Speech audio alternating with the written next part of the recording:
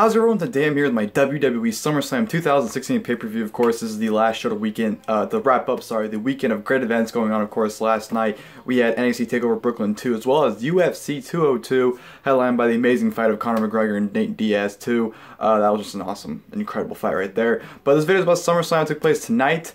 And without further ado, jump right into the video. Overall, I gotta say, SummerSlam I thought this year was extremely disappointing. But even though I thought it was disappointing, I still thought it was a really good show. I thought this show could have been absolutely great. Could have been, easily show of the year. But just due to some finishes, just some things that just weren't clicking, and even the crowd played a portion into it, the show did not live up to full hype that it could have been. So even though it's a really good show, I still thought it was still extremely disappointing. So without wasting any time, just jump right into. Of course, you had the 2-hour kickoff show 2 hours prior to the pay-per-view. Just gonna run through that real quick. Of course, the 12-man tag, open it up. I thought that was pretty much the same, on par with their SmackDown match from this past Tuesday. So I don't think this match was anything that spectacular. Towards the end, of course, the mayhem or everyone's just hitting finishers on each other and whatnot. So I mean, it was long, but it was, like I said, pretty much ranked the same way I'd rank their match on SmackDown on Tuesday. End came with American Alphas hitting Grand Amplitude on Victor, but as Gable was going for the pin, or as he was getting ready to do his part of the maneuver, one of the Usos tagged himself in, which would lead to him hitting the splash at the top rope to pin Victor to secure the victory for his team. So it looks like we're gonna get the Usos versus American Alpha feud, which I think should be pretty good. So that was whatever match. Then we had Sami Zayn and Neville versus Dudley Boys. Bubba Ray played his heel role like he always does, where he's just slow-paced wrestling, as well as him just yelling at his opponents. Miscommunication led to Dudley Boys losing, which Neville and Sami Zayn had a pretty cool tag finish where Sami Zayn the Helluva Kick, and then Neville followed with the Red Arrow. So Sami Zayn, Neville win, whatever there. We had a segment with Baron Corbin, which he was talking about Kalisto. Supposedly they're supposed to have a match at SummerSlam, which wasn't even scheduled, so I don't know if it's supposed to be an add-on randomly, but I don't know what the deal is. Baron Corbin gets a promo on Kalisto, pretty much call him scared little cat and whatnot, and yeah, Baron Corbin and Kalisto are going to be feuding going forward still, so that should be whatever. And then, of course, we had the Best of 7 series match number 1 between Cesaro and Sheamus. This match was really good, pretty much on par with their matches they've had on Raw. But to me, it's hard to invest in this feud now because they've had so many matches. I mean, this is the 3rd match already, and we're probably going to get 6 more after this. So I don't know. I mean, even though they're really good matches, it's hard to really get into it when you've seen it so many times already. But it was good, solid back and forth fighting from both men, just laying stiff hits, and right from the get-go they started going at it. Cesaro was too damn good, man. His maneuvers he was doing, like, he was able to counter Sheamus' bro kick into a sharpshooter, which looked beautifully, by the way. And he just had some really nice back and forth wrestling, especially the clothesline Cesaro hit. Sheamus went for a kick and Cesaro kicked him, and Sheamus like shook the ropes like like he was firing up, and just fucking Cesaro ripped his head off with the clothesline. I thought that was great. So a really good match between Cesaro and Sheamus. Like I said, I've seen this match so many times, it's really hard to pretty much invest when you keep seeing it multiple times like this, but it should be a fun series still no matter what, and this was a fun match here. Sheamus got the victory to secure the first win of the series by giving Cesaro an eye poke and threw him into the ring post and hit a bro kick to secure the victory. So Sheamus wins, so he's leading 1-0 right now, so hopefully it should be a fun series, so I'm looking forward to that. But yeah, kickoff show was fine, to be perfectly honest. The 2 hours kind of breezed by, honestly. So it wasn't that bad, but yeah, Sheamus and Cesaro definitely was the best match on that kickoff. And then we go to the main show, which opened up with Enzo Amore and Big Cass versus Chris Jericho and Kevin Owens. Of course, Enzo and Cass coming out cutting a great promo about New York City and whatnot, their backyard. So they cut a promo prior to the match. Owens and Jericho come out, and this is a fun opener. Pretty much majority of the match was just Owens and Jericho. Their tag work was significant, just little things they would do, their interaction, their tactics. I thought they worked definitely great together. They pretty much just worked on Enzo the entire match with Big Cass waiting for that big hot tag, and eventually he did. Towards the end of the match, he got that big hot tag where he was taking over. Got to the point where Enzo and Cass looked like they were about to win. And then work out in their favor. Owens and Big Cass brawled on the outside, and Owens threw Cass in the barricade, followed by a cannonball into the barricade with Big Cass, and then all of a sudden, Enzo's getting the upper hand on Jericho in the ring. Owens gets in the ring, gives Enzo a pop-up into a code breaker. So he threw Enzo pop-up behind him, Jericho caught him to a code breaker. It looked a little sloppy the way it was executed, but I think it was Jericho's fault because Jericho jumped too late for it, and Enzo was already going down by the time Jericho jumped up, so it was kind of Jericho's fault. But Jericho and Owens get the victory by that. Like I said, it was fun tag team work. Tag team match, sorry. Definitely great work from Owens and Jericho. Enzo and Cass were good. You know, Enzo or Cass, I don't know which one. I'm pretty sure it's Enzo. They fucked up the big spot where Cass is going to throw them, Enzo into the corner, but they went to the outside, and, you know, Cass threw him the outside. But I don't know if Enzo jumped too late or he held on, but I don't know. The bottom line is Enzo barely went over, and Cass ended up going over the top rope himself. So they fucked that spot up. But yeah, it was fun. We kept the show. I enjoyed that. So that was a good, solid match. I was just surprised Owens and Jericho won. So that was a good way to keep the show. And then we go to the WWE Women's Championship match, Sasha Banks versus Charlotte. This match was really good. I don't think it was nearly as good as their match on Raw when Sasha won the title, but this was a good match. Sasha Banks carried this match. I don't know what the fuck her problem was, but Charlotte was absolutely terrible this entire match. I don't know what it was. She was reckless. She was throwing Sasha around like she was a rag dog. Like, it was dangerous spots, like the big spot where everyone flipped out about, including myself, where she looked like she was trying to do a backbreaker onto the top rope. But when she jumped, she just let go of Sasha, and Sasha landed on, you know, her head, and neck, and shoulders first on the ground, and that was a very dangerous spot, which actually legitimately hurt Sasha because she was, you know, pretty much holding on to her back the rest of the match, and just Charlotte just looked absolutely terrible. I don't know what the fuck her problem was, like I said, but she was terrible. Sasha Banks definitely carried the match. She fought, you know, valiantly, and you know, put on a pretty good match still with Charlotte, even though Charlotte was being very reckless. So it was a very good match still for the most part. You had some near falls, you know, Charlotte hit natural selection, and, you know, her kicking out, and of course Sasha Banks locking the bank statement, and, you know, Charlotte was able to fight out of it. So you had some good near falls, but I don't know. Sasha Banks definitely carried this match for Charlotte for some reason. I don't know. Like I said, Charlotte was just fucking terrible in this match. I don't know what her problem was, but god awful. Almost killed Sasha numerous times. Sasha did a Hurricanrana off the top rope when Charlotte was going for a Razor's Edge off the top rope, which looked insane, by the way. And Sasha countered into Hurricanrana, which, God, Sasha almost landed right on her head, so that was almost could have been, you know, just been the icing on the cake in terms of her getting hurt in this match. But end result, you know, Sasha's trying to lock in the bank statement, and Charlotte rolled through for a crucifix pin for the 1-2-3. So Charlotte is a brand new women's champion. From what I understand, Charlotte is legitimately hurt, or Sasha is legitimately hurt even before the match. So supposedly she's taking time off, which is why she lost the championship. But still, though, like, Charlotte was a terrible champion, and I really don't want to see her as a championship. And, you know, since Sasha's gonna be gone now, and just why Charlotte has to be champion again, I don't know. Hopefully someone can just beat her on Raw or something, because I don't want to sit through another fucking Charlotte title reign. But the ending of Charlotte winning after that terrible performance was just fucking stupid, and hopefully Sasha gets better soon, because she needs to learn to stop taking these dangerous bumps and hurting herself, because that's what's really causing these injuries, because she keeps getting injured from these bumps she's taking. So hopefully she learns to calm down and can come back better than ever. But yeah, a really good match too. Just an unfortunate reckless Charlotte, and she walked out champion, so that's only a bad thing really, but it is what it is. We had a backstage segment, I believe, with Daniel Bryan, Shane McMahon, and Jon Stewart, and New Day came out. It was just, you know, whatever backstage segment there. And then we go to the Intercontinental Championship match, The Miz versus Apollo Crews. By the way, fucking Maurice, holy fucking shit, she looks fine as hell. Like, wow, she was absolutely, like, even more stunning in general. Like, she was more stunning here than she is in general. So, props to her for looking as amazing as she did. But Miz and Apollo Crews go out there and put on a pretty damn good match. It was about 5 minutes though, but I believe what they did in those 5 minutes was really, really good. It was, you know, a non-stop match. It had a lot of good counters. Apollo Crews looked really good in this match against The Miz, putting up a hell of a fight against him. And it was just a very solid, you know, short Intercontinental title match. I really liked it. You know, Maurice got involved, which led to Miz hitting the skull-crushing finale on Apollo Crews for the 1-2-3 victory. So Miz retains the Intercontinental Championship, like I said, in a very short but very good Intercontinental title match. So kudos to both men there. And then we go into, which I believe was match of the night, John Cena versus AJ Styles. Words can't describe how amazing this match was. This was way better, well, not way better, but better than their Money in the Bank match. I just thought everything about this match, the crowd was just electric. John Cena looked absolutely amazing in this match. You know, he was busting out his indie John Cena, where he was hitting a cutter. He busted out the code red on AJ Styles. Excuse me. Sorry about that. And he just looked amazing overall. So did AJ Styles. These two put up a hell of a fight and a hell of a match. Great back and forth action. These two just have amazing chemistry, and I'm very happy that, you know, after all these years of wondering what would happen if John Cena faced AJ Styles, and, you know, it's finally happening. It's delivering to the hype. It's definitely living up, and they put on, honestly, I would say this right now, match of the year for WWE right now. I don't think this match will be topped. This is just an incredible bout from both men. And edge of your seat too. There were a lot of near falls. Like, John Cena hit the AA, you know, AJ kicked out, and AJ hit a phenomenal forearm in a Styles Clash, and John Cena kicked out, and then John Cena hit an AA out the second rope, and everyone's thinking at this point, okay, John Cena's beating AJ Styles. 1, 2, AJ Styles kicks out of the AA from the second rope, and everyone's just going crazy. Everyone couldn't believe what just happened, including myself. That was just incredible. AJ kicked out, showing how, you know, strong they want to make him look, and, you know, AJ was solid too. You know, it took him a while to get back up after that, but him and John Cena went at it, you know, and just incredible back and forth action. John Cena was locking the STF. AJ got out of that. AJ locked in the calf crusher.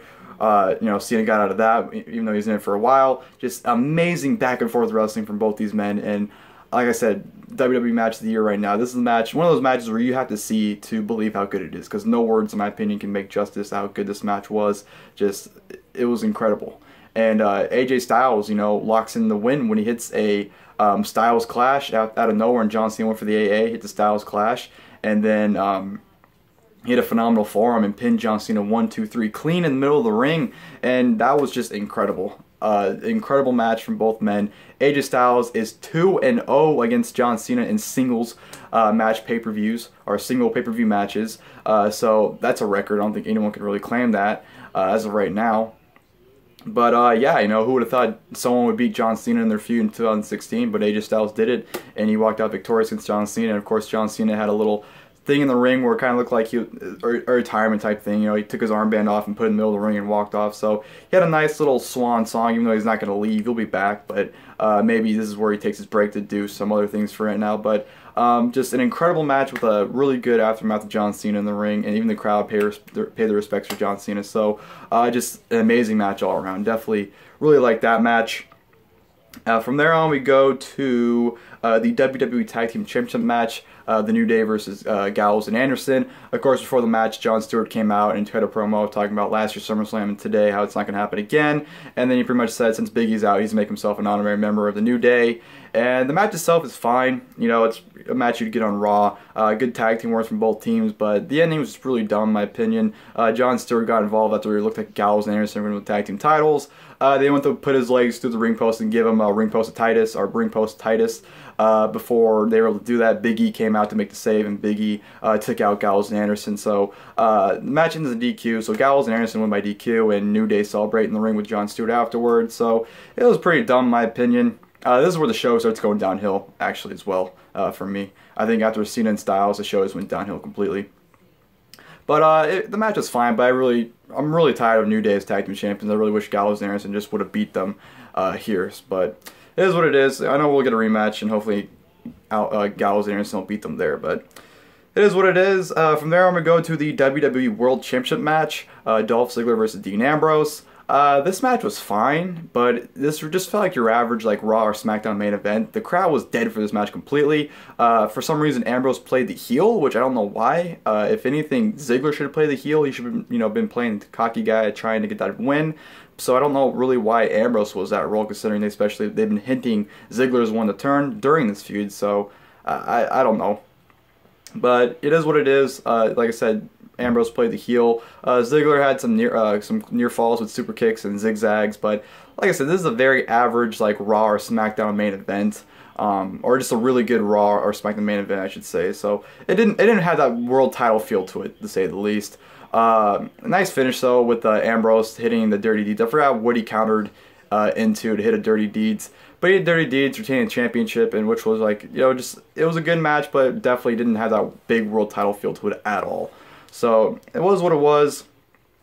From there, we go to the 6-woman tag team match: Becky Lynch, Carmella, and Naomi versus Alexa Bliss, Natalya, and of course supposed to be Eva Marie. They did the whole intro for her and everything, but they made the excuse that Eva Marie has been stressed out. She's been, you know, overwhelmed due to the fans on Twitter and whatnot. So she's taking a break, even though she's suspended. And they made it public, so I don't know why they don't mention it, even though they mentioned the Roman Reigns suspension, but it is what it is. They played it off like she was on vacation, therefore replacing her was none other than Nikki Bella. Nikki Bella makes her return. I'm very happy about that. I miss Nikki Bella. I've always been a huge fan of Nikki Bella, so I'm very happy to have her back. And then the match itself was fine. You know, Carmella was pretty much getting destroyed by the heels, being Natalya, Alexa Bliss, and Nikki Bella. Nikki Bella was in the ring, you know, a handful of times in the match. She wasn't in it nearly as much as you think, but she was, you know, getting her stuff in, got the forearm in and whatnot, and and everything, so she really didn't do all that much. But the match was fine itself. Becky Lynch got the hat tag, which didn't end up mattering because Carmella got back in the ring, and Nikki Bella ended up getting the tag as well, hitting her forearm on Carmella, followed by a TKO. Or is that what the move's called? I forgot what it's called, but she ends up hitting that, and then 1, 2, 3 pins Carmella. So Nikki Bella gets the win for her team. Nice to see her back. You know, like I said, huge fan of Nikki Bella, and it's great just to look at her again. So very happy she returned, and yeah, the match is fine itself. And then from there on, we go to the WWE Universal Championship match. Finn Balor versus Seth Rollins. That Universal Championship, I can sit and rant for 20 minutes about this, but I'm not going to. They are lazy as fuck. This is not the UFC where you make all your titles look the same. You want to make your titles look different so they stand out. The Universal Championship is the WWE World Championship, but it says Universal Champion on the bottom instead. The strap is red. It looks terrible. It looks like a piece of shit, and I fucking hate the title. I don't mean to rant, but you know what? It's stupid. The women's title, I gave that a pass because, you know what? I feel like they want to make that title equal as the world title, so they gave that a pass. But to make the world title, or the Universal title, sorry, to look exactly like that is completely fucking stupid. And if they make the SmackDown Women's title and the new tag team titles look just like that, I'm fucking, oh my god, I can't even sit here and explain how fucking dumb I am. The crowd was booing every time it was shown. The crowd was eating that fucking title up alive. And it affected the match. I will tell you this right now, that fucking title affected this match. Once you saw that title, for me, a little excitement went away because, you know, I was so disappointed by the title design that the match, I wasn't really caring about the match because, I don't know, it's hard to explain really, but the title being so shitty made me lose somewhat interest in the match just because of it. Even though it shouldn't, but it did. It definitely affected the crowd because the crowd was pretty much shitting on the title for a majority of the match, which again took away interest of the match because, you know, everyone's focusing on the title, no one's paying attention towards the match. And the match itself is really good. You know, the Demon King came out with Finn Balor came out as a Demon King. Seth Rollins came out in new gear. The match itself is it's a great match. It's a hell of a match between both men. Did it reach that level of greatness I thought it was going to reach? To be honest, no. And I think partially it's due to the crowd and the fact that the title's so shitty. I do think those elements do mix in because, like I said, the focus wasn't on the match. It was on the title, and the fact that the title was taking focus away from the match kind of ruined the match a little bit because, you know, no one's focusing on the match. And it sucks because, like I said, these guys went out there and put on a hell of a match. Just no one was caring. And it was just a huge disaster in terms of that championship. But, you know, it sucks that Balor and Rollins had to suffer for it because of it. But yeah, you know, it was a really good match, like I said. You know, Balor from the get-go hit a missile dropkick trying to coup de grace really early on from the start to secure a victory. But, of course, Rollins was able to get out of it. Both men had some good exchanges. You know, Rollins takes control over Balor pretty early on after that, you know, controlling the Demon King. Looks like he's going for the Rainmaker, but Balor was able to counter into a DDT, which was really nice. Rollins busted out the God's last gift, which I haven't seen him do in I don't know how long. Definitely marked out for Rollins hitting that. Balor hit the reverse in 1916, which I'm marked for that move as well. So it's cool to see him hit that. And it's a great match. But like I said, it's like, you know, I can't really tell you anything memorable in the match just because of the focus wasn't on the match itself. And I hate to say that because I really want to rewatch the match so I can get a different opinion on it.